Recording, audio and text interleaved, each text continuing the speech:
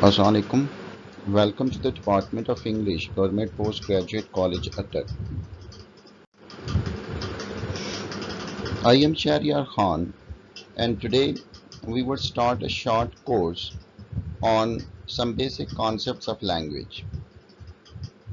As a teacher of language and literature, one of the most serious problems that I have come across, or any language teacher comes across, is the problem of communication of the students.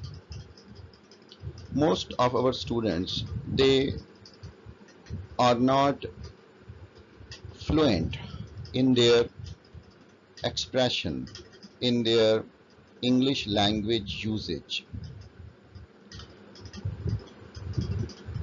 I am here, I would mostly be talking about the written expression, but it also applies to the spoken one. In these lectures, I would try to focus on the problems, or you can say the psychological issues that our students come across when they are using English as a language, and how can we cope with those problems. In most of the cases, the students that we they can, the students of any grade, whether it is intermediate or graduation or masters, we see that how their poor language expression, it continues to haunt them, it continues to live with them over uh, a long period of time, in most of the cases throughout their academic career, even after that. How can we deal with this issue? Even though in our education system nowadays students start to learn language from day one, the day they join a school, they start to learn language, or they start to use English language. But still, why is it that even after graduation and even after masters, they are unable to write even a correct English, even a single correct English sentence? Why is that? The reason is that, in my view, we do not try to learn language the way it is used in practical life, the way it is, or the way it should be used in the practical life. One of the most um, dominant factor in this regard is our teaching methodology. Our teaching methodology is based upon translation. That is the way we teach in most of our schools, at least in our government schools. The way we teach English language, it is, I think, not the right way to do, the right way to do it. For example, we start to teach students English language through another language. In our case, it can be Urdu. Even in some cases, in the remote areas, it can be the local language, um, Punjabi or Pashto or whatever the local language is. And in this way, most of the students, they approach English language not directly, but through the medium of another language. And this is, in my view, one of the you can say, most significant reasons that we are unable to, the students are unable to express themselves in English. Language is related with our consciousness, with our conscious thought, the way we think. Now, if a language is not the part of our thinking process, then we will not be able to express ourselves in that language. This is the thing that should be kept in view, that um, when you are trying to learn a language, make it a part of your thought process. If it is not the part of your thought process, then you will find very hard to express yourself in that particular language. Now, if you have noticed, our most fluent expression is always in our mother tongue. And the mother tongue is that tongue that we have learned totally unconsciously, without any effort, without any conscious effort. When a child starts to use language, use his or her mother tongue, he or she does not simply, for example, learn it the way we teach it in our classrooms. They do not learn the vocabulary of it in a, like in a classroom environment. They do not learn about tenses, they do not learn about grammar or anything, any such concept. They just listen to it, and when the adults they speak language around them, they just listen to the language being used, and after that they start to imitate that, they start to copy that, and it becomes a kind of part of their thought process. And most importantly, they think in it. Even after you have learned a second language or even a third language, if you notice that we like to think in our mother tongue, and as uh, you can say that our most fluent thoughts are always in our mother tongue. Why this is so? The reason is that mother tongue has become a part of our psyche. It has become a part of our consciousness. Our consciousness is structured in accordance with that particular language, the language that we speak, the first language that we speak. And in this way, we, even without knowing about the inherent structures of that language, even without knowing about its grammar, about its uh, other concepts, about its syntax or about its morphology, we are still able to use that language. And uh, you do not have to be an educated person to do that. You will, you might have noticed that even uneducated people who have never attended a formal educational institution, when they are speaking their mother tongue, they are speaking it fluently. They do not make grammatical mistakes. For example, if they are talking about the past, then they will use the appropriate expression for that. If they are talking about present, still they would be using a suitable expression for that. The reason is that they have learned it like that directly, without any interference, without any kind of medium, without any kind of mediator.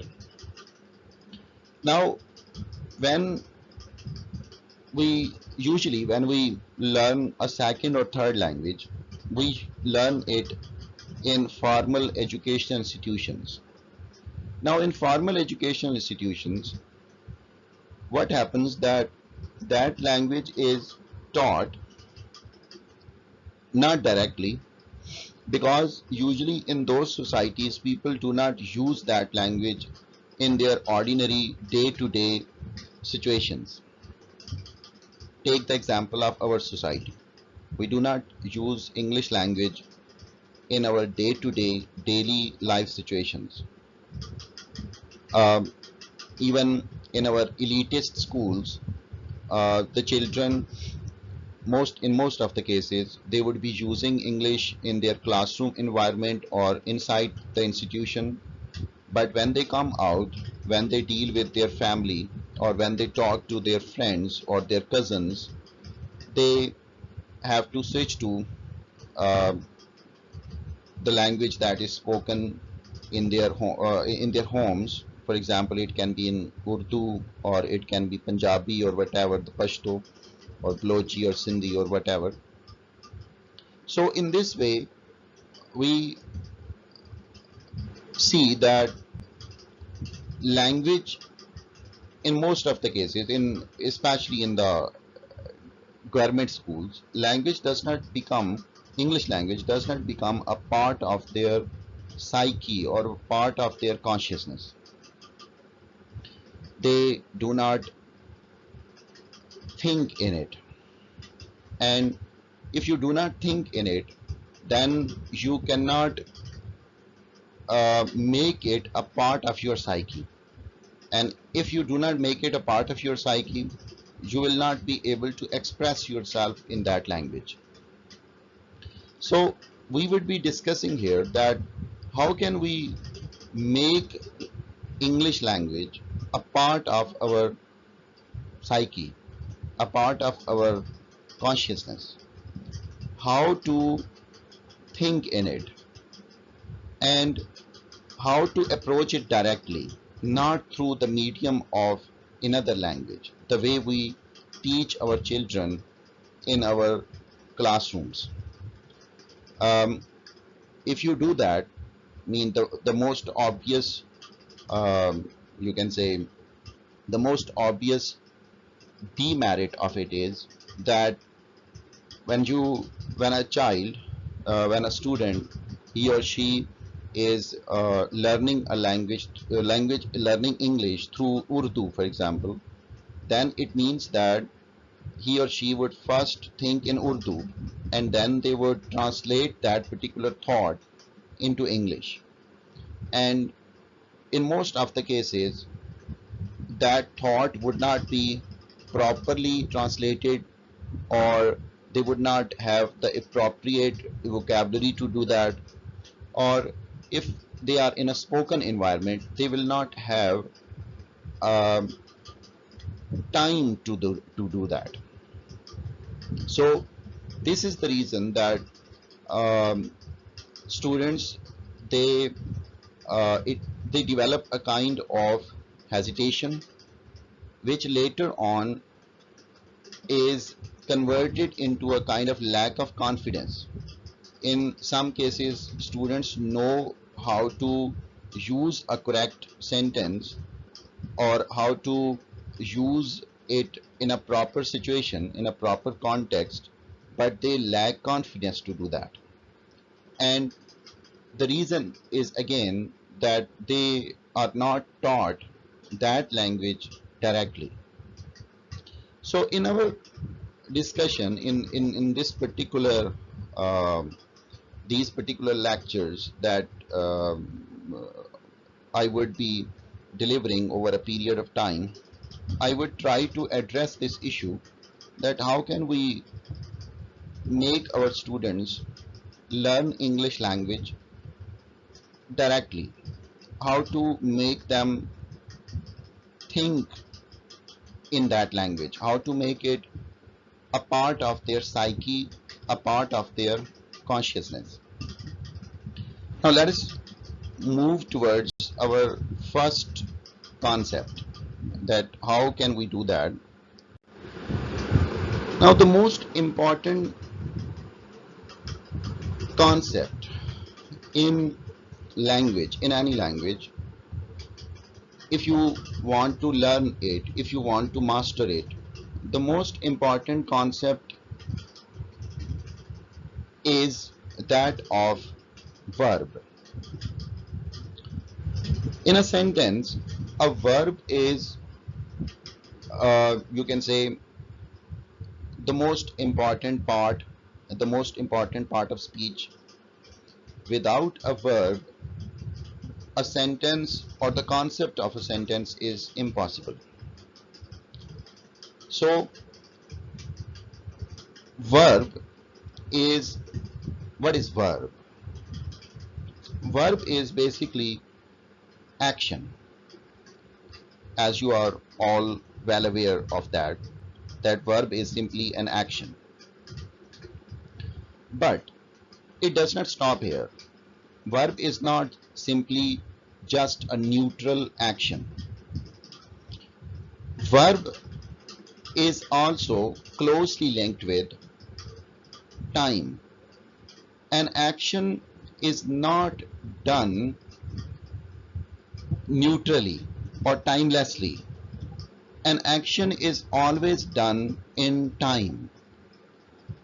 This is the concept that you should master, that how action of the verb is related with the concept of time.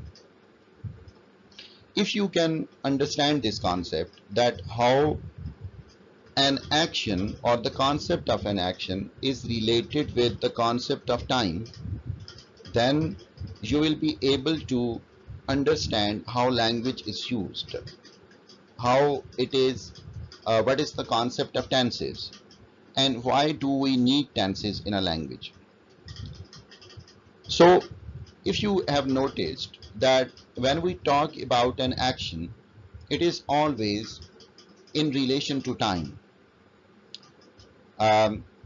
He is eating something, I play chess, I finished this story. To all these sentences, you will see that the verb in all these sentences, it is always timed. Timed means that it is an expression of time.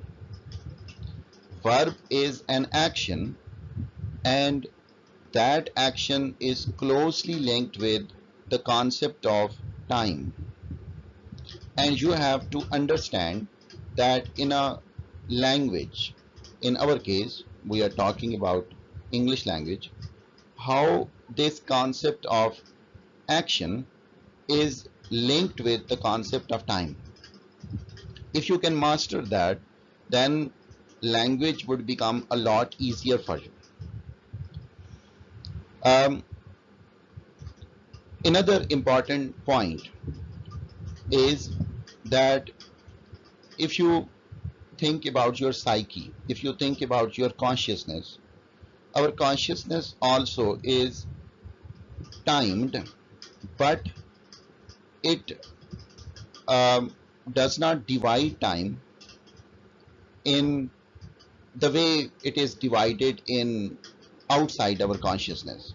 That is, in our consciousness, time exists simultaneously. There is no division of past, present, and future the way you find it in external world, in the outside world. Um, for example, our consciousness, our mind, it can feel and experience an event which happened 10 years before, and it can recall that event, it can live that event or experience that event simultaneously with the present moment. So there is no division of time, a strict division of time in our consciousness, but we do have a mind map of time. Our mind understands that there are some things which happened in the past, and then there is this present that I am experiencing now, and then there is a time that is yet to come, which is uncertain, but which is about to arrive. So every moment we are experiencing this passage of time. Our mind is experiencing this passage of time. Every moment comes into when it comes into existence. Every moment it arrives, it is present, but when the next moment arrives, the first moment, it goes into past, and the every coming moment is future. So our being or our self is always, it is always passing through time, it is going through time. Our even though there cannot be any strict division between past, present and future, but still we experience time in these three categories. Another important point related with language, verb and time is that language is a spatial expression of time. Spatial here means related with space. Now, time and space are two different categories. If you look at the structure of this universe, it is structured in time or space. Time is something which is um, not, you can say, concrete. It is not material. We just experience it mentally. The passage of time is something that we can experience in the external world through the change in the cycle of day and night, the change in months, the change in seasons, the change of years. Even in small things that are happening around us, we can experience the flow of time through them. The way leaves of trees turn to turn yellow, how they fall, how things deteriorate or decompose. Everything, it expresses a kind of passage of time. But time in itself, it cannot be experienced in a material form. But space is something which is material, which is all around us. If you want to express time in language, then we have to use the uh, you can say vocabulary of space. When we talk about time, we are expressing time in words which are spatial, which are related with space, which are not, you can say, something which is not something which because time cannot is not something that can be fully expressed in material form. So we have to use language for it, even though language does not express it properly. So keep this in view that language is a spatial expression of time. It has to use space as an expression of time, even though time itself is not spatial, it does not have anything to do with space. But that was a philosophical concept, you can simply forget it or ignore it. Let us come to the real problem at hand, and look at this particular concept, the concept of tense, verb and time. If you look at this diagram, this is how we experience time. For us, time, it is something that is divided into three categories. Look at this, that the blue part is past, moving back, because we do not know the beginning of time. So this is the present, and then this is the future. Now, verb, the basic unit of language, without which we cannot even imagine a sentence. As I told you, that this verb is related with time. Verb is an expression of time. Verb without verb means without time, verb cannot exist. Verb is either in past form or in present form or in future form.